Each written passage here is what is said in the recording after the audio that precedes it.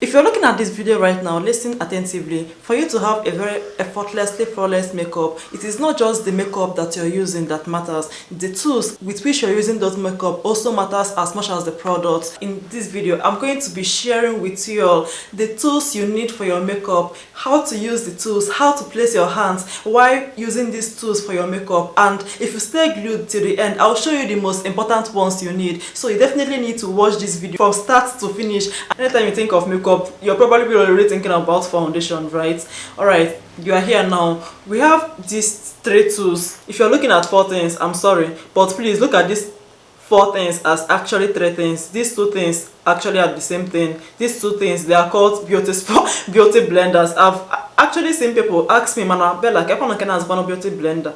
Okay, this is what beauty blender looks like an egg. Sometimes they come in this shape. Sometimes they come in this shape. I've seen people that say that this particular beauty sponge from this particular brand is so wonderful, and I'm going to tell you now that as long as it is soft, if you touch it and it is soft, as long as it is either too small or too big, depending on what you want to achieve, there is hardly a beauty sponge that's better than the other one, whether it sells at 500 naira or whether it sells at 2000 naira. I've seen beauty sponges that are even more expensive than 2000 naira. These beauty sponges are actually selling at 500 naira, and no matter the beauty sponge you're using, after about 3 months, 6 months, they'll wear out depending on how much you use them. So for foundation, I like to use either of these two. If I'm doing a very quick makeup, I just go on and use my beauty sponge because it's kind of easier to blend out. But if I'm willing to sit down and do a makeup that is going to last for a long time, but I'm really interested in putting some effort in, I actually use my foundation buffing brush. You guys must already know now by now that this particular brush I'm showing right now is my foundation buffing brush. I've used it like 90% of the time I do my makeup. Now look at the way the bristles are packed together, and look at, if you can get something that is packed together like this, that is also in angled way or circular way, the point is to get your foundation and dab on your skin and keep dabbing on your skin until it blends into the pores of your skin. Another point is to get lesser amount of products at a point. That reminds me to say that beauty sponge, because in 2015 when I started using beauty sponge, I was kind of messing the whole makeup thing up because I just didn't know how to use it. Now anytime you want to use beauty sponge, it is compulsory that you must put it inside water and let it soak up the water and get bigger. And then after I finish getting bigger, squeeze out excess water with your hand out of the beauty sponge. Afterwards, use a dry towel, and squeeze out the remaining excess water from your beauty sponge. After this third step, then your beauty sponge is ready to use, and it will give you almost the same thing that brush is giving. Honestly, I'm not even very sure of which one works better, and that's why I use both of them. But then, like I said, if you are not a very big fan of brushes, then beauty sponge might as well be very good for you. Also, if you are always in a haste to do your makeup, beauty sponge might as well be very good for you. Now again, another tip for the beauty sponge: before you use a beauty sponge, this beauty sponge is clean right now.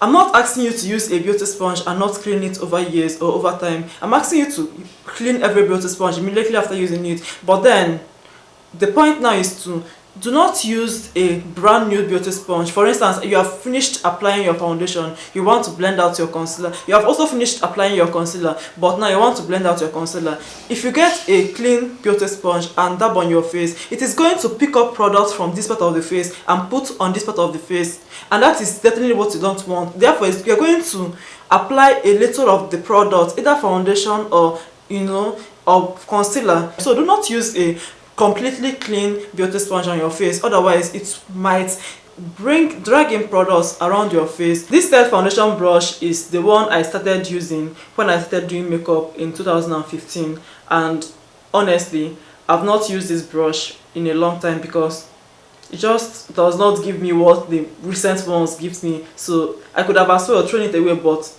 let me just keep it for the moment. I've not been using this, but if this is what you have, I'm telling you right now that you can as well make use of it, because for up to 2 years, that's what I've been using to apply foundation on my face. And to apply foundation, I just dab it on the foundation at the back of my hand and then use it to pat on my face and then wait for it to blend in. But then if this is what you have, you can definitely work with this one. If you have the finances, you shouldn't buy something like this. You should just buy this or this. Now we're talking about foundation. Something else you should please not this drag the foundation around your face like this.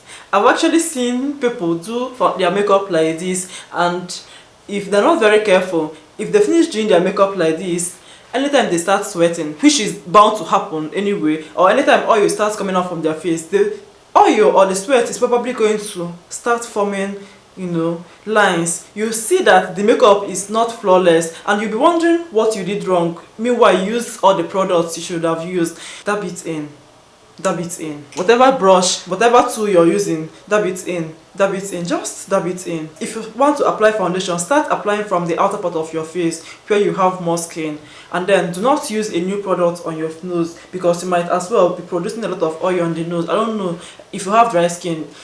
Just do it that way. It is also easier to blend things out. Okay, so right now we're going to move into the next brush, the next tool. If you're getting value for your time, please like this video and share it with your friends. So now that we actually talked about a little bit about highlighting and contouring, I want us to move in immediately to highlight, contours and blush brush. Okay, so this brush is actually what I used to apply brushes on my cheek. It is from the Bobbi Brown brush set. The BH Cosmetics brush has something like this, but then somehow I just prefer to use this one to apply my brushes on my cheek, because it is fluffier than the other one. So I feel like for applying blushes on the cheek bone area, I feel like you actually need something that is fluffy enough to blend things out, to not cluster the blushes at just a particular place. So for my highlighter, I like to use these two brushes. Now for highlights, you definitely need fluffy brushes. Something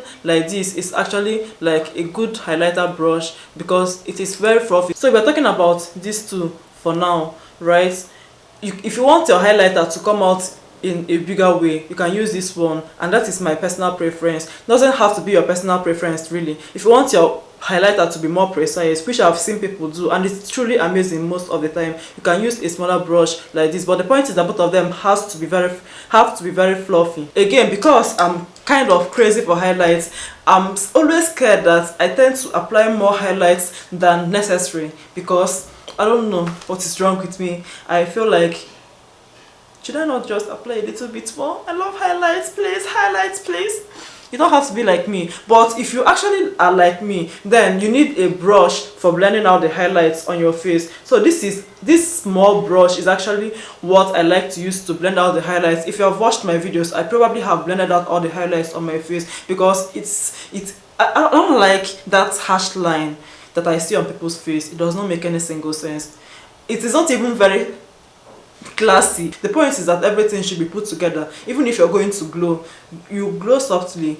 Sometimes less is more, they say, right? So if you're like me that have not really mastered the act of less is more with highlights, then you should really go with this kind of brush and kind of blend out everything so that it will not be looking weird and not unelegant and unclassy. So for contour, talking of contour, I actually mean powder contour. For cream contour, of course, I use the beauty sponge and just rest. But for powder contour, I use this angled brush to just, I mean, it feels like, you know, it feels so easy to use to contour the face. And then for contouring, you just have to do things in small, very small circular motion. I like this one because it is precise. I like this one because it is precise. I like it because it is angular. I like it because it kind of, even though I'll be blending out things in circular motion, but it does not scatter all over my face. It is just still precise and still blends out things in that particular place that shadow should be falling on. It will just find a way to give nice, beautiful shadows to the face and then structure the face properly accordingly. So to contour my nose, this is the kind of thing I like to use to contour my nose. For my nose, I don't ever use cream contour on my nose. I'm not a big fan of cream contours on the nose, so this is what I actually use to contour my nose. I like the fact that it is specific. I like the fact that it's precise. I like the fact that it's angled. If you are somebody that uses a lot of liquid lipsticks, then you might not necessarily need a new brush to blend out your lipstick. But if you're not always using liquid lipsticks, if you actually sometimes use the normal lipstick, the normal retractable lipstick that we all know, okay, you might be needing your brush to place them at particular places, especially if you're somebody that likes to do ombre lips. So these are the brushes I like to use on my lips. They are different. If you can get one or two of these kind of things, you can as well take your lipstick to a new level. What I mean by ombre lips is, you know, those lips that the outer part would be darker, the middle part might be a little bit dark, and then the inner part will be almost white or pink, but then somehow there will be a transition from the outer part to the inner part. Sometimes people put up to 3 colors of lipsticks on their lips and it still turns out very nice because of they use brushes to blend it out. So stop thinking that you don't need brush for your lipstick. If you have it, you can use it and you can actually bring out something artistic, something different, something in your mind with lip brushes. Okay, and the last but not the least is the powder brush. These two powder brushes are like almost the same thing, the two of them. Recently, of course, I prefer the BH Cosmetics powder brush because the bristles are just very soft and very friendly, and it feels like it blends powder in a way that makes it to be very, very effortlessly flawless. Okay, but this is my smaller powder brush. I like to use this one to powder my face. If this two is dirty, or if any of this is dirty, or if I want to place in powder, particularly in a small spot, an instance under the eyes, all I need to do is to hold the bristles like this and then place in the powder at that place. Also, if I just want to sprinkle powder around the face, I can just hold the brush by the brush handle like this and then blend out the powder in small circular motion while moving around the face. Okay, the way you're holding the brush while placing powder matters. If you want to put in a lot of powder, you can just hold the bristle like this and then still dabbing powder on your face, on your skin. But if you want to blend out every part of your face, you just have to hold it at this point and then blend out things in small circular motion. I've seen people, if they want to put powder, they want to blend out things, they'll use the powder brush like this and then it is a lot of work and it eventually does not turn out nice like that. So well, this is going to be it for today. I hope you enjoyed this tutorial. I hope you got value for your time. If you did, please like the video and share with me some of the tools, the way you used your tools. If there's something I didn't mention in this video, because I feel like I'm a human being, right? I might not have mentioned everything. Talk to me in the comment section. Your preference, the way you actually like to use your brushes, your most preferred brush. Perhaps if I want to check out another brush, I might want to try out the one you recommended for me. It's not only me that will be recommending something for you. You can as well recommend for me. This is a makeup family. I love makeup. I want to always try out something new. Alright, so talk to me in the comment section. Let me know what is in your mind. That will be all for today. Share my video with your friends, please. Subscribe if you haven't, and I'll see you in my next. Bye.